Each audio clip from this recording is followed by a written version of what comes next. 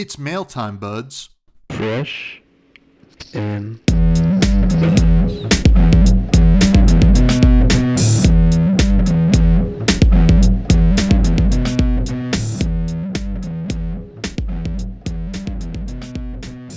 All right, folks, welcome back to yet another episode of Fresh and Buds. I'm your host, Tommy Fresh, and you are all of my buds, and today it is a special episode. It is a mailbag episode, folks.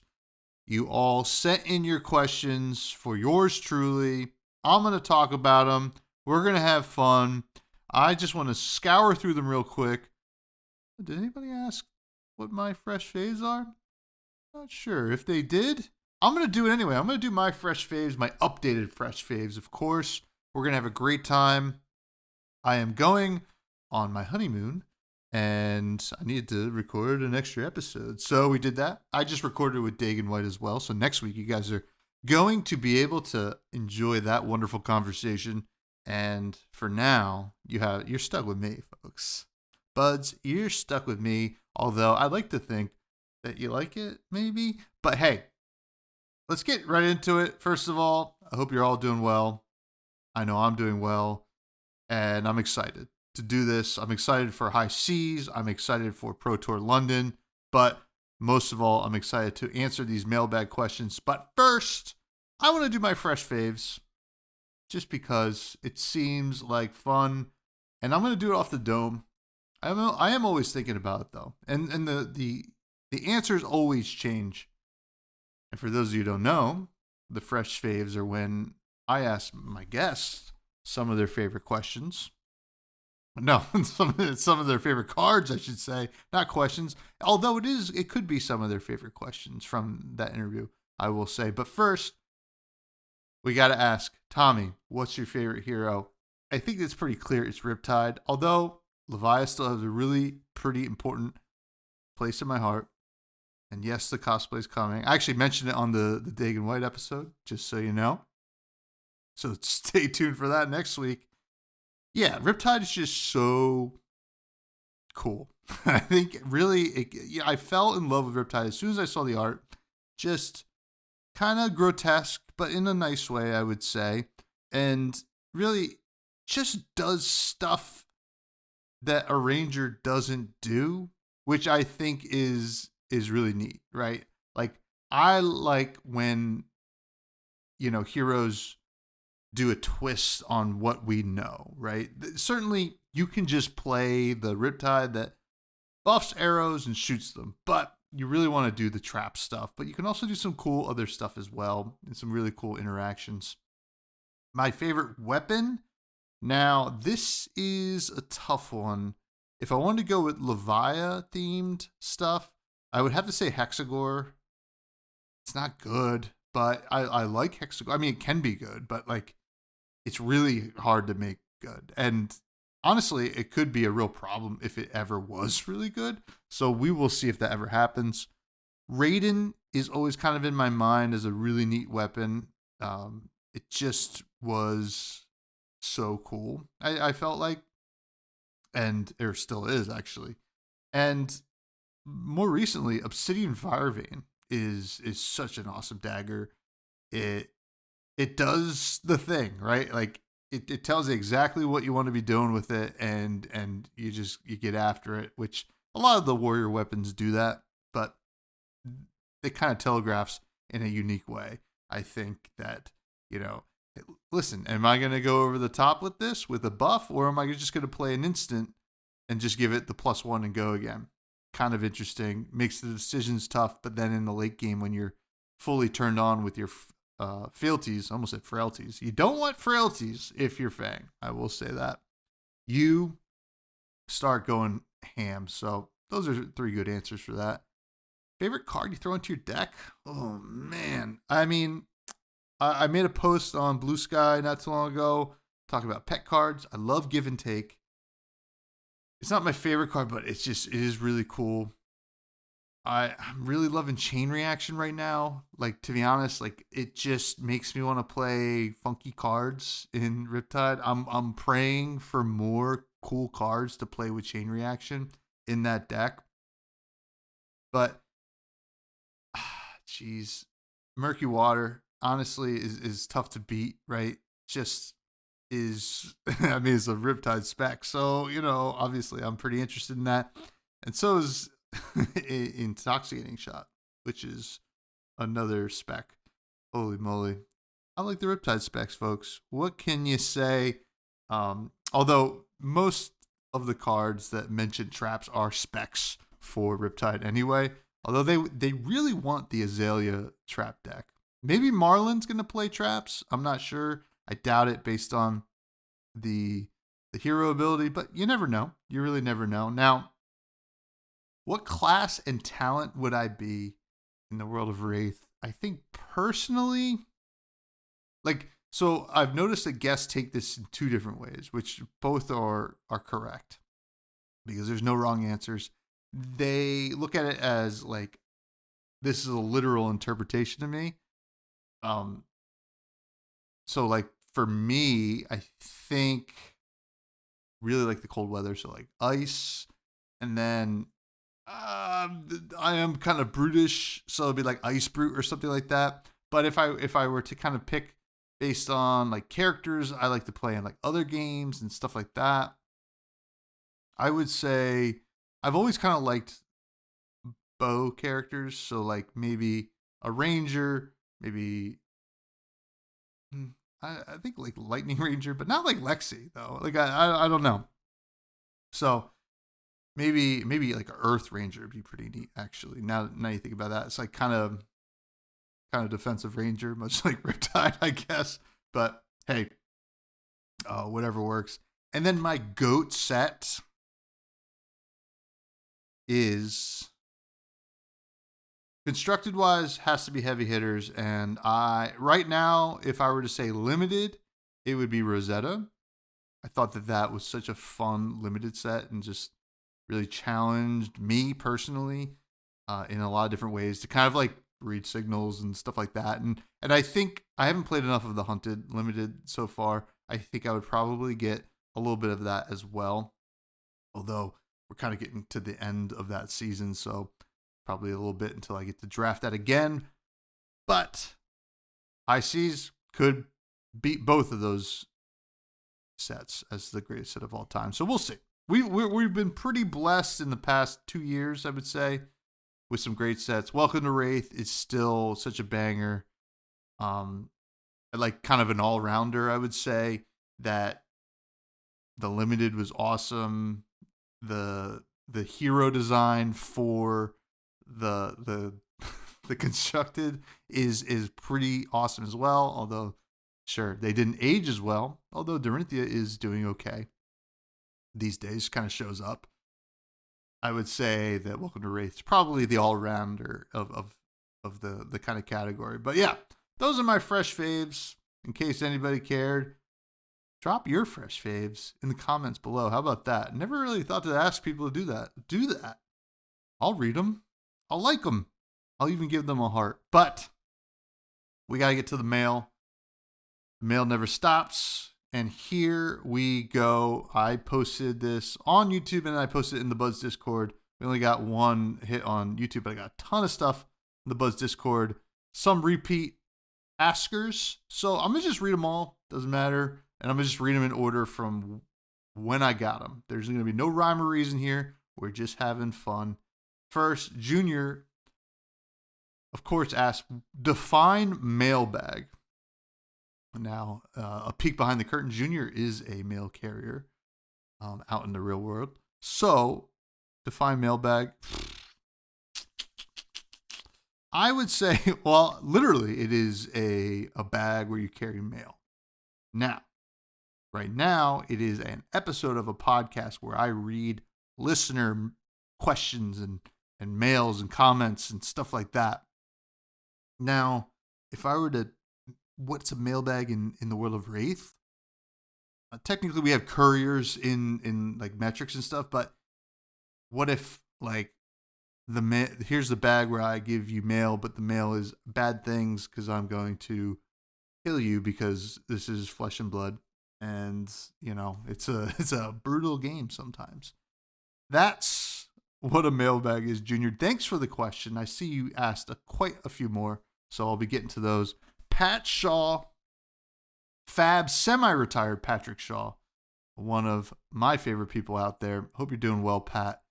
Comes in and asks, when it comes to some of these weaker and older heroes like Rhinar, would you rather see card support come out that helps them or new iterations of those heroes in future sets?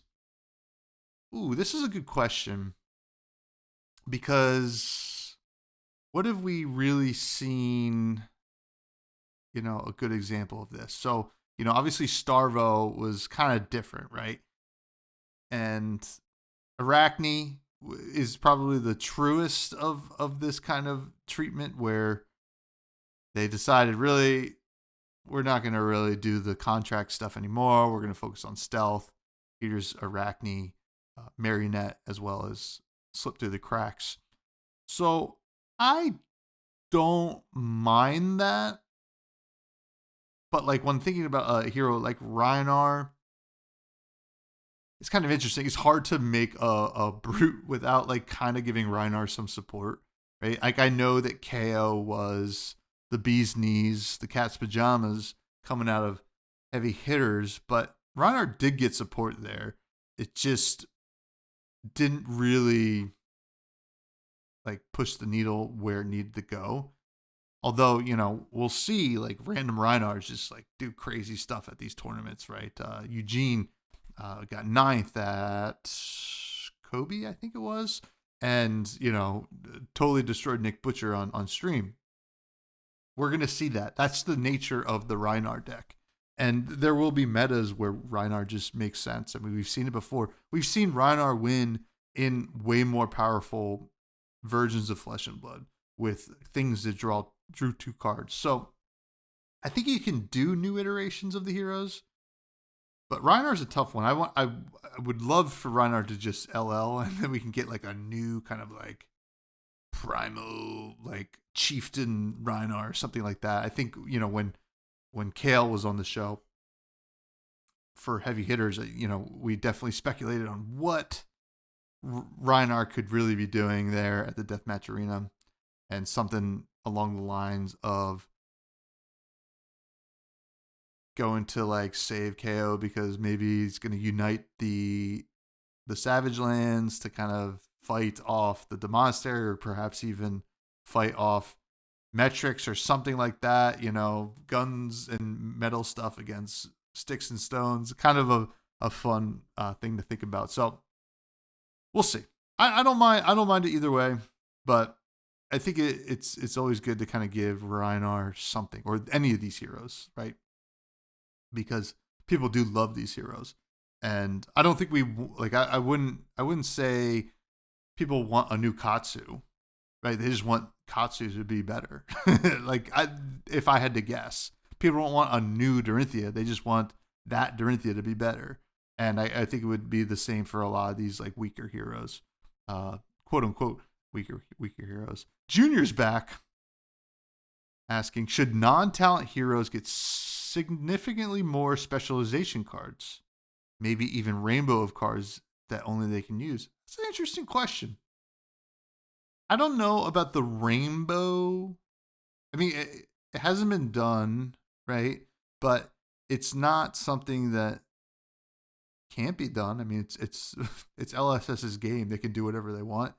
I don't think it would be necessarily overpowered, right? It's the same treatment as like a talent in a way, right? A Shadow Brute rainbow is for Levia, right? And Levia only currently. So I don't mind that. I would like more spec cards in general. I don't know if they kind of screwed themselves with Shiana, but I guess like Shiana can only there's only so many cards that Shiana can play in a deck anyway. It's just like whatever. So yeah, I think I would like more of spec cards for non-talented heroes, right? I mean Riptide gets a decent amount. He's technically non-talented, so it will happen. It exists. So good question though, Junior. Oh wow, Fab, semi-retired Patrick Shaw's back again. With actually just commenting on that. I would certainly love to see a new archetype map for heroes by specialization, either by label or restriction. Things that say target Dawnblade, for instance. That's a good point. That's a good point, Pat. That would be kind of a interesting way to kind of get around the spec side of things, but also really tie it to a certain hero. Like the target Dawnblade's a great example. Let's see. Sigma coming in with for Tommy 3 questions. First one, now that Levi is weak again and Riptide is a meta lurker, thank you so much, I'd like to hear that. Are you thinking of getting back into the shadows, or is that long gone? It's never long gone. I still love Levi. I did kind of really love Art of War, to be honest, in that deck. I like modal cards, like I love Enlightened Strike. So I don't even know what it'd be like to mess around with that. But I'm always tinkering around with Levi decks, messing around with certain cards that I always thought were really cool, like Blood Dripping Frenzy, and then also Expendable Limbs, obviously, cards that I always really liked. But never long gone. I'll always come crawling back, and I am really excited to see what future Shadow Brutes we get, because the Shadow Brute card pool is the coolest, I think, right? I think it just has so many cool things going on, and obviously some of it's tied to that Banish 3 from Graveyard mechanic, but there's also, we got a ton of really cool stuff in Dusk Till Dawn. So never long gone. Second question from Sigma is, has your wife married Tommy the man or Tommy the player gambler? I would like to say that Lady Fresh married a little bit of everything, and she knew exactly what she was getting into, which, I don't know, speaks to her character a little bit more than mine, I would say. What's wrong with her? This guy's crazy, but she married the whole package, I would say. That's for sure. Shout out to Lady Fresh. She's the best. And number 3, why didn't you join the new Arachne and their 6 spider forms? You seem to have received a lot of signals to play them since you moved to the new house. Have you even considered it, or is Marionette too meta for you? It's not that I'm missing the codexes.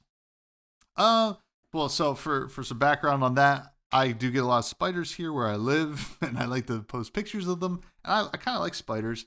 So Arachne Marionette is definitely a deck that did kind of call to me in a way. I like the randomness, obviously, like rolling some dice. But Fang really spoke to me more, I would say. And if anything, Slippy spoke to me the most. But I will say, Arachne Huntsman speaks to me the most out of all the Arachnes. I love that mechanic of contract and looking at the top of my opponent's deck. That is so cool to me. And honestly, I would love to see more support. We had just talked about it, but I would love to see more support for original Arachne, or just some kind of contract support. I don't know. It was that's such a cool deck, but great question though. Great question. Darth Prentice, aka Greg, comes in and asks, any other cube ideas or plans? No plans right now, and no real ideas. I still want to play more of my Brute Cube. I think it's a ton of fun. It's just hard time-wise for me right now, and also getting together like 7 other players is a little bit tough for me, and I think people who know me, I'm not like really shy or anything like that. But for whatever reason, when it comes to like, hey, does anybody want to play my cube? I get like a little like shy, like a little shy boy. I don't know what's going on. So I would like to play more of that, but hopefully sometime in the future, maybe at a big event, would be really cool. And Darth Prentice also asked, what did you want to be when you grew up? I wanted to be an archaeologist. I loved Indiana Jones. And then I kind of found out that that's really like the adventures Indiana Jones kind of goes on is not really what archaeologists do so much. So I kind of got off of it, but I still think archaeology is really cool. So maybe when I grow up, I still have a chance. So great question, Nathaniel from Bold Brew Games. If LSS asked you to design anything, what would it be? New product, class, etc. Well, if they hadn't done a druid yet and they asked me, I would love to design the druid class and a druid hero and kind of flesh out like what the first druid like set would look like. I think that would be so cool. I love the ideas of druids like in D&D. I've always played a druid, and that is really neat. And I think depending on like how they treat necromancer coming up with gravy bones, you could probably infer a little bit of how LSS will want to treat ally-based heroes going forward. You know, now that we've had Dromai, we're gonna see how Gravy Bones plays out. We've seen the Centauri Sellswords as well. Lest us forget Kasai. So I think Druid would be so sweet. And other than that, like honestly, I love game design, and like if I ever had the chance to work in it, it would be a dream. And I'm not holding my breath either. So, I understand it's very hard to get into. And there's people way smarter than me that do it. But Druid, I would want to design a Druid. And it'd be fun to even start thinking about it. So maybe I'll think about them, and maybe I'll post in the Discord what I think. So, Junior's back. How many of these am I allowed to do? As many as you want, Junior. That was the question. Junior, I responded, said, keep them coming. Junior asks, LSS decides to make a Tommy Fresh card, but it has to be as close to real life Tommy Fresh as possible. What's the pun-like name of the card, and what's Tommy doing on the card? Eating a sandwich with your boots on the table's already taken. Interesting. What is my Brody card is the question here. It would have to be a blue, and I think it would be cool, right? Because I love blue cheese, right? There's no secret. It'd have to be a blue, and it would have to cheese something out, right? Like maybe, maybe it like somehow made things cost less or something like that. That would be kind of neat. Perhaps, I don't know. And what would I be doing on the card?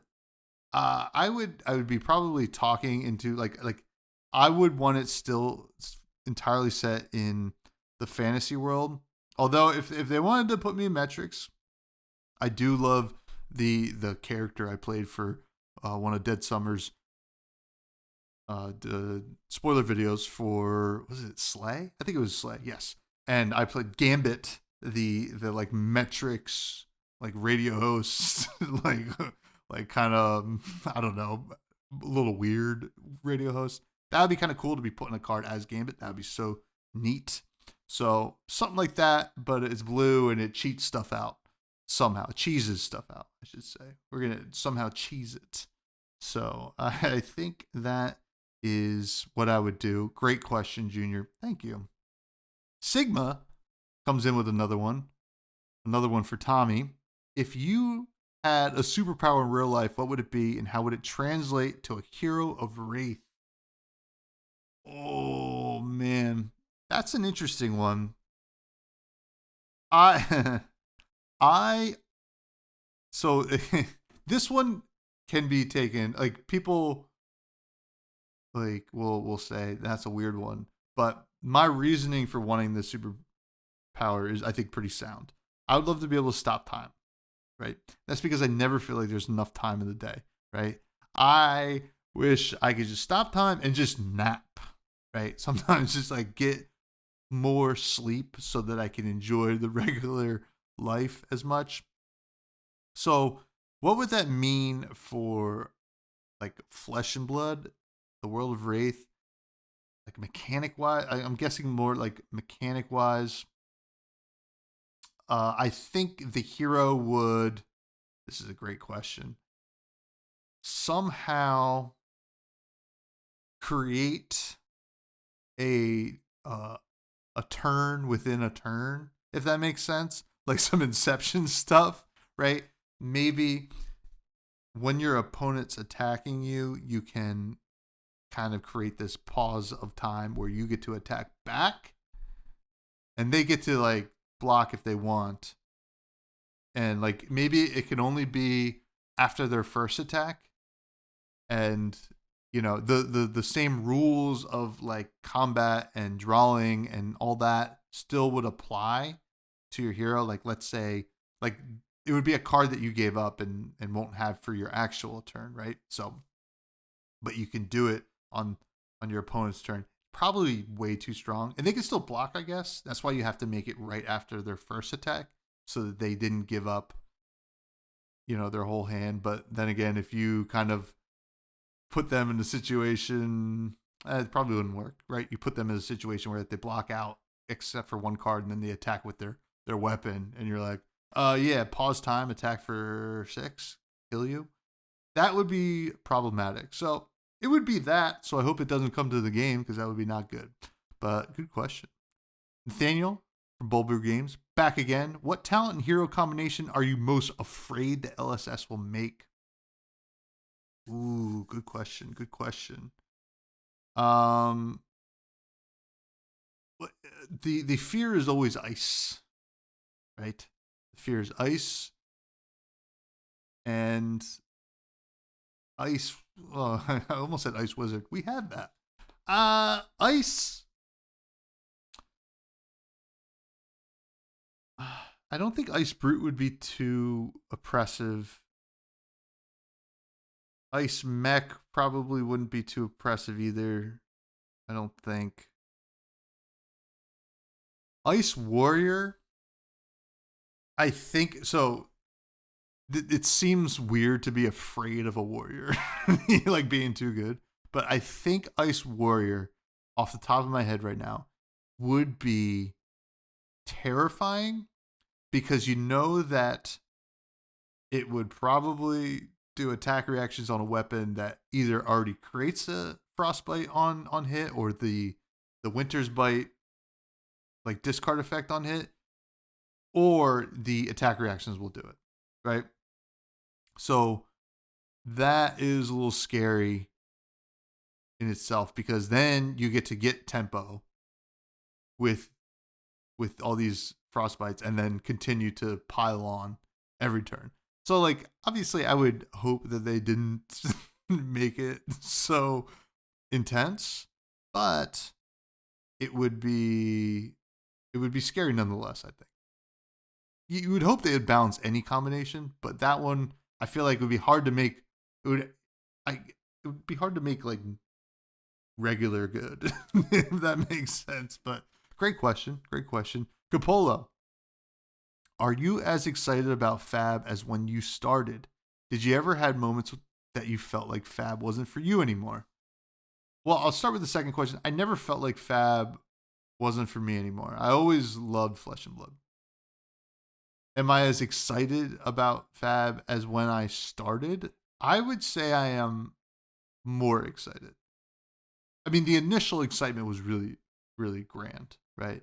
But I would say now that I feel like I'm a competent player and I can really get excited about certain cards and I get to see more cards. That's just such an exciting time, and LSS has kind of hit its stride, I would say. But yeah, I am more excited about Flesh and Blood now. There were times where I wasn't. Bright Lights was not a bright light in my Fab career. Leading up to the set, actually after the set released, I think I was like fine. But when you make content and you're not super excited about like a product coming out, that would make it a drain. And then you're kind of not resenting the game so much, but you're just like, it feels a little bit more like a chore. Which I get, right? There are some people probably don't like hate pirates that aren't excited about high seas. So I think it happens to everybody. But that's the beauty of a game like this, right? You can kind of take a set off. I wouldn't recommend it because the game's awesome. You can still play, but you can kind of take a set off and be like, okay, the next one's going to be for me, or they'll make one for me soon, which is kind of cool. Capolo also asked, when are we going to have Charmer on the show? Perhaps at the end of this one. We'll find out. And if you were to reverse the roles and you would be a guest on Fresh and Buds, who would be the ideal host? Ooh, I don't know. That's a great question. I don't get asked to be guests on a lot of shows so much anymore. I mean, I say yes every time. I love doing it. I like not having to do the work of like editing and stuff like that. And I just get to be silly on somebody else's channel. That's very fun. But I don't know. That's a good question. There's so many good interviewers in this game. I don't feel comfortable answering that one because I can't think of like a good like definitive answer. But I'll say James White. Actually, James, it's your turn, my friend. Get on over here. Give you the keys to the castle. You can be the host of Fresh and Buds. How wild would that be? The time I get James White on the show, he's interviewing me. I'm breaking barriers. It's like meta or something. I don't know. But great question. And Capolo also asked, how much time can you dedicate to consume Flesh and Blood content each week? I would say more now because of this current job. I'm able to kind of put on YouTube videos while I work, where my last job I would be in the car all the time. So not really ideal to be consuming fab content unless it's like podcasts. But I pop on stuff, like at least once a day. I don't know how much time I'm doing because I'm also listening to a lot of music and other podcasts from other topics and stuff like that. But I try to keep my ear to the ground on Flesh and Blood content and stuff that I enjoy. I mean, when I was, I will say I was watching every single Yudo video when I was messing around with Lucilio. So there's some great content out there. So we're pretty lucky, I would say. Gravy Bones Waiting Room, a.k.a. Gary, a.k.a. Mr. Viz. What's the caffeine intake looking like? Too much. It is too much. I'm almost embarrassed to say, but there's a sugar-free Monster in the morning, and then there's a sugar-free Monster on my way to the gym after work, and then in between, I have at least 1 cup of coffee and then some tea. So, it's a lot. I understand. I do need to cut back on it. Got to think about my heart, I think. But if anybody has any tips and tricks on how to do that without feeling miserable, I'm all ears. I am all ears. But thanks for the question, Gary. Junior's back. Oh my God. Should LSS make a drunken boxer themed hero? Do you think Flesh and Blood would be cooler with more drugs and alcohol? I mean, not cooler if he did. I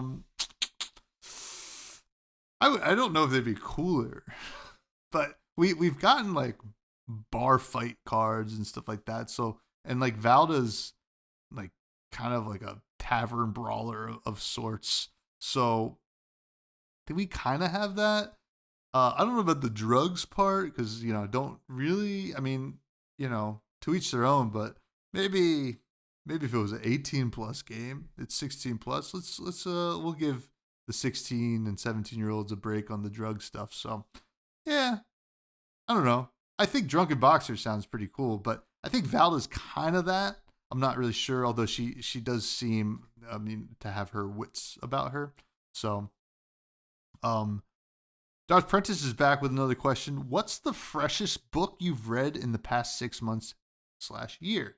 So this year, my New Year's resolution is to read a book, at least a book a month. And I'm already reading my 5th book, which is pretty cool. And all the books I've read this year have been good, save one. I'll talk about all 4 of the ones I've read and the one that I'm currently reading. I read A Canticle for Leibowitz, which is a book by Walter Miller, I think it is. And it's a fix-up book. I actually read 2 fix-up books. Fix-up books are, usually 3 different longer short stories, kind of all within the same theme or featuring the same characters, kind of squished into one novel. So A Canticle for Leibowitz was kind of interesting. It was post-apocalyptic and kind of tongue-in-cheek in a way from like the 50s, kind of in the height of, nuclear fear. So that you can tell a lot of that fear kind of reverberated throughout the book, but it kind of, I felt like, painted a pretty like believable picture of what could happen like 500 years after a like a nuclear holocaust or something like that. I thought that one was a lot of fun. And then I read this is the next one I read is probably the freshest book I read this year, and that was A Black Tongue Thief by Christopher Buehlman, who also wrote one of my favorite books, Between Two Fires. This is a new kind of like fantasy series that Christopher Buehlman is writing, and it's a lot of fun. It's hard to like talk about it without kind of giving away a lot of the heavy plot points, but basically it follows this thief who kind of like belongs to this order, but he's kind of not really like a rule follower, so he's kind of punished for some stuff, but they've kind of forced him to do other stuff. It's really cool. I would recommend it. I actually just pre-ordered there's a prequel book and then hopefully a sequel book coming out as well. So that one was the freshest. And then after that, I read The Mountain and the Sea by Ray Naylor. And that one was good. It's about octopus, sci-fi, kind of futuristic, a world where octopuses kind of all become as smart as they like actually are, but they kind of develop culturally and what that would mean for kind of our existence as well and how we could coexist, if at all. It was really interesting. And then a book I didn't enjoy that much was another fix-up book from like the 50s, 60s, was The Traveler in Black, which was just, I think, to me, the writing style was a little bit too psychedelic in a way, where it's like, I was reading it, I was like, this is too much for me. So those are the 4 books I read, and I'm currently reading a book in anticipation of the high seas called The Bone Ships, which is kind of a fantasy, like seafaring book. So far, I'm 100 and something pages into it, and I'm enjoying the hell out of it. So getting excited for high seas. But thanks for the question, Darth Prentice. Capolo's back, taking inspiration from Junior's question. Are there any other game formats that you would like to be supported or be more popular in Flesh and Blood? Yeah, I would say so. I like Cube for sure. I think Cube drafting, now that we're getting more and more cards in the game, Cube drafting, I think, has the potential to become a lot more popular in the game and like a lot more options, because for a while it's just the card pool just wasn't big enough. So that would be neat. I want to see like a two-headed dragon kind of, or two-headed giant, I should say, two-headed giant kind of format. I don't know how you do it, but if somebody could figure it out, like I've brainstormed it before and I never really tested it out. Like I just think about it, like, oh, what if it was this? Two-headed giant, it was always, when I played Magic, like my favorite, like fun format to play. So if we could do that in Flesh and Blood, it'd be like a tag team thing. It'd be really sweet. And Junior comes in again. Listen, it's a lot of repeats, but they love to ask questions, and I'm gonna keep answering them. Junior comes in and asks, have you ever considered taking the Fresh and Buds podcast on the road and doing post-tournament interviews in hotel rooms / and or bars? I have thought about it. It's tough. I would, if I could commit more time to the podcast in general and also travel more, I think I would eventually, right? It's a little bit cumbersome to bring like equipment and stuff like that. I would have to buy a bunch of new equipment, I would say, and mics and stuff like that to do it, because currently my current setup is really just here. It's attached here. So I would have to do that, but I've definitely considered it. It'd be a lot of fun, I think.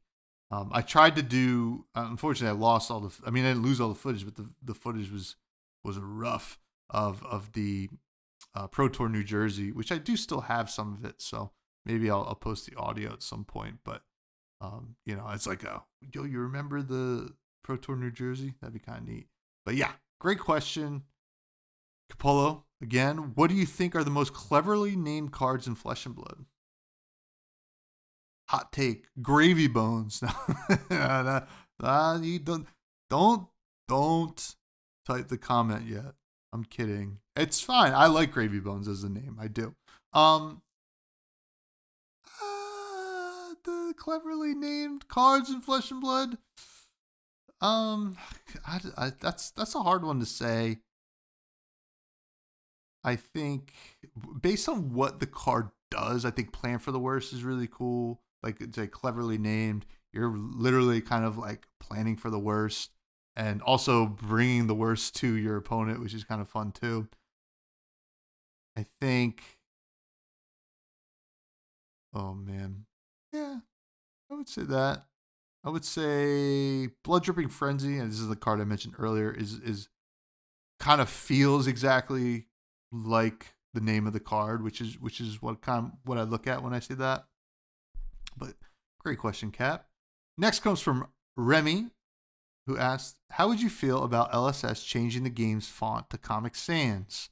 Would that be a deal breaker for you? See, I don't, listen, I was from the era where I had first and second grade assignments. I was slapping Comic Sans on every assignment I put out there. And listen, who am I to like turn my back on my roots, I would say. So no, it wouldn't be a deal breaker for me. I think it would be probably a deal breaker for like most people, and we probably wouldn't have this game anymore. But hey, I appreciate the question. And Junior also asks, LSS previews a card for High Seas with no art or text called Crab Cracker. What is the art and what does it do? Crab Cracker. Oh, it is some kind of character, whatever you want the character to be, probably a more physical character. Like, let's say if they made a brute in High Seas, Pirate Brute, I imagine Pirate Brute just like the biggest burly man you've ever seen on a ship, who just like the traps are so big that it looks like it hurts to be that strong. And he's punching a crab, like a big, like crab warrior, I would say, kind of like what you saw in the Aquaman movie, if anybody watched it. But like punching this crab, and it would say something like, if this is defended by an equipment, destroy that equipment, or something like that. Or it would have to destroy equipment in some kind of way. It could even just be, it's a 2-for-6 Pirate Brute attack action card. Blocks for 3, actually. And on hit, put a -1 counter on a equipment. And then if it has 0 defense, destroy it.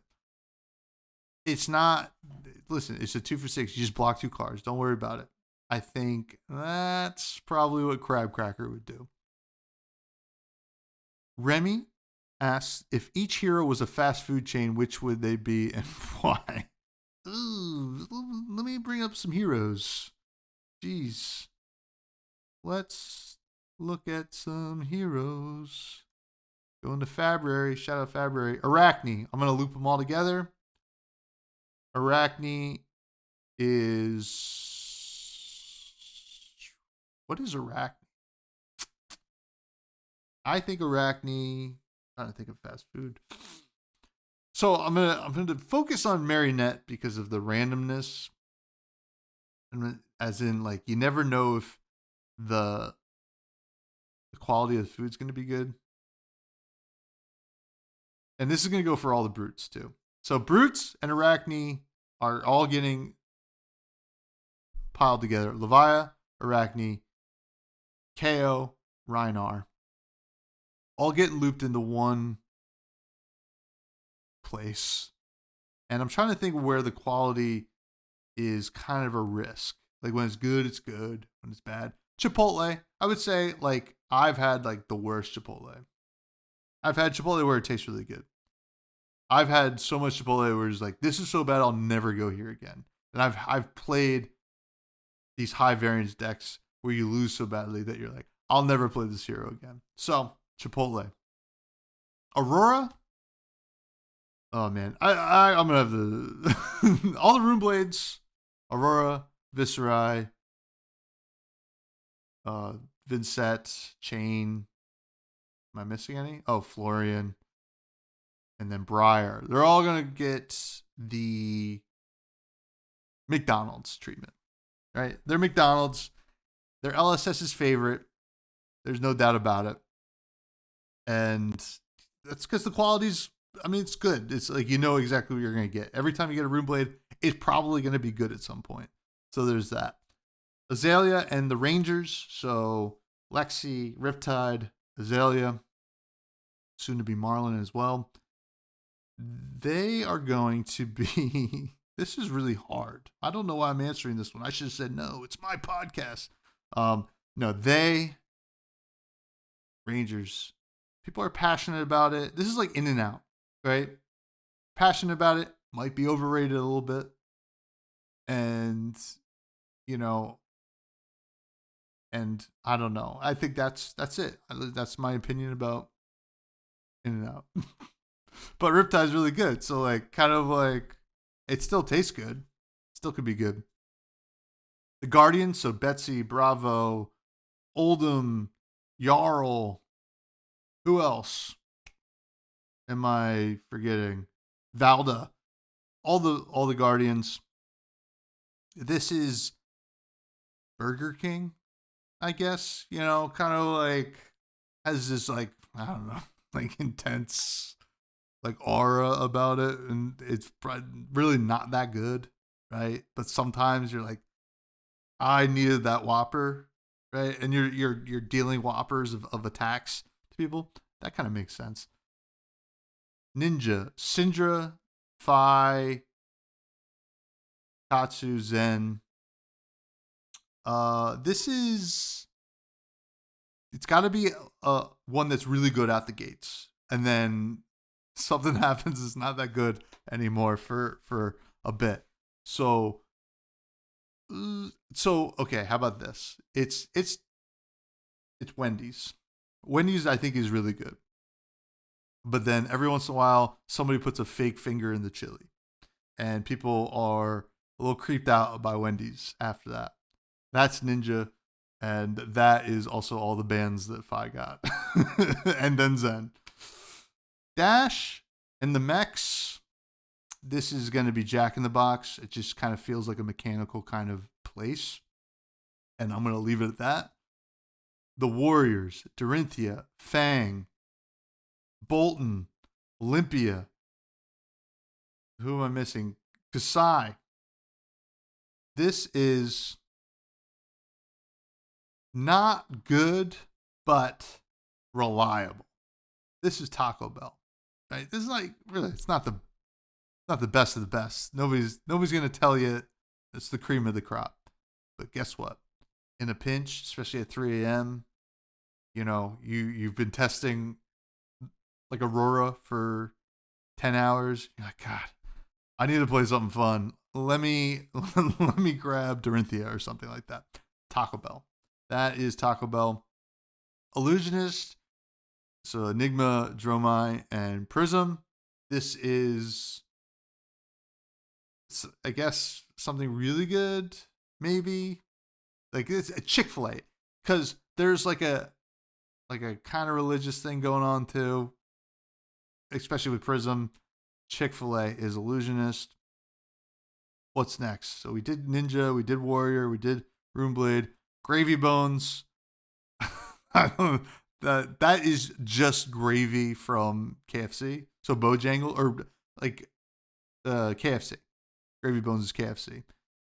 I missed Ira with the ninjas, but Ira is looped in with them. Wizard, Explosive. I don't know where this one's going, but what is Explosive? Maybe Five Guys, because it's like you're like, whoa, that's more money than I expected, or something like that. But it's also more fries than you expected, so it's not the worst. So shout out Kano, Acilio, and Verdance, and Icelander. And then I think, did I hit all of them? We got the mechs. We got the Warriors. That's all of them. So those are those fast food chains. I can't believe I did that. But rounding it out with the final question. Actually, final question from the Discord. Capolo asks, how would a Riptide Armory deck look like? Any spicy cards you want to see? Yeah, I would think like it'd be kind of cool to, instead of like a Riptide Armory deck, make it a different Ranger, and then put like a bunch of cards in there like really good with Riptide. Like I think like, what if one like a buff that you can play from hand, right? That can load, and then you can flip an arrow face up that's face down in your arsenal. Put an aim counter on it. It's also getting like +3. I think that'd be like really cool. Or like a card that if it has an aim counter, if it hits, it kind of like does this like super intimidate where they don't even get the card back till the end of their next turn. That would be pretty cool. But don't put any traps in there, I would say.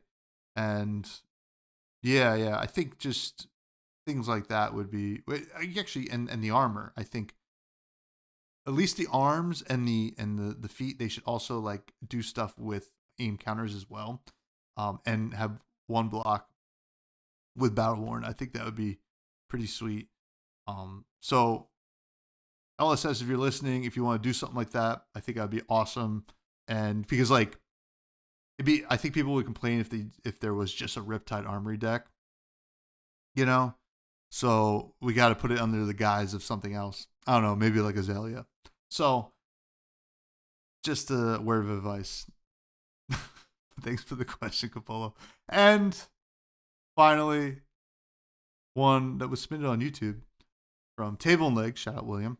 What are your current goals and aspirations for myself in the game Flesh and Blood? Asking about tournament goals, but it could also be interpreted as content creator goals as well. Tournament goals. I would love to qualify for the Pro Tour at some point. You know, I think that would be, that would be like the top tier goal for me. I think I can do it. You know, I've qualified for Nats. I can get to top 8s of Pro Quests. I know I can. I've done it before. I just need to kind of get to that point.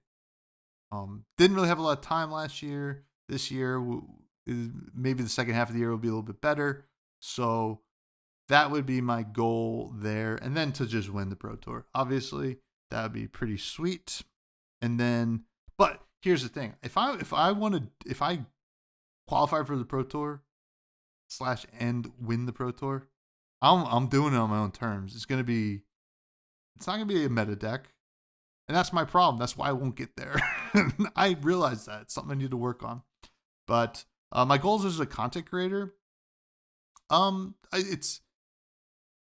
think there's no doubt that Fresh and Buds is steady Eddie slow growth, I guess. but I'm happy to have any growth at all. So like, I would love to do more ambitious stuff if I had the time, but I'm just happy to be able to talk to people every week and have people actually listen. I think that's pretty cool and rare, and I'm happy. I'm happy with it. So I would like to take it to the next level at some point.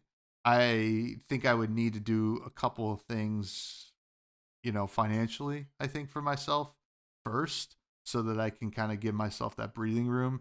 And also, I think kind of tied in with like playing goals. I know a lot of the buds here like this content for the content, and that's exactly what I want. But some people want the people that they spend their time listening to have some credibility. So if I could win something, I feel like it would give me some street cred.